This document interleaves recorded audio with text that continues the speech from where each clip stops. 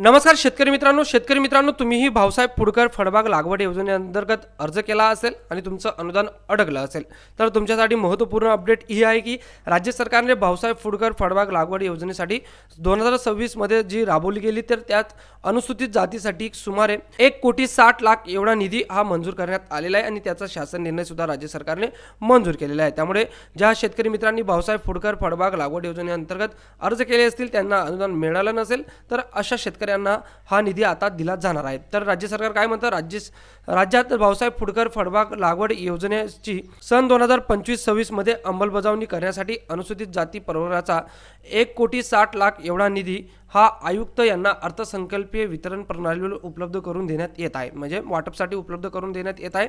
तर या निधीमधून हा जो भाऊसाहेब फुडकर फळबाग लागवड योजना आहे तर या योजनेसाठी हा निधी वापरण्यात यावा। ज्या शेतकरी मित्रांचं अनुदान अडकलं असेल तर त्या शेतकरी मित्रांना हे अनुदान देण्यात येणार आहे। तर भाऊसाहेब फुडकर फळबाग लागवड योजनेच्या सर्व तमाम लाभार्थी शेतकऱ्यांसाठी अत्यंत महत्त्वपूर्ण अपडेट ही आहे मित्रांनो। ही अपडेट जास्तीत जास्त तुमच्या शेतकरी बांधवांपर्यंत नक्की शेअर करा। आवडला व्हिडिओ तर लाईक करा आणि अशाच महत्त्वपूर्ण अपडेटसाठी आपल्या चॅनल सबस्क्राईब करायला विसरू नका।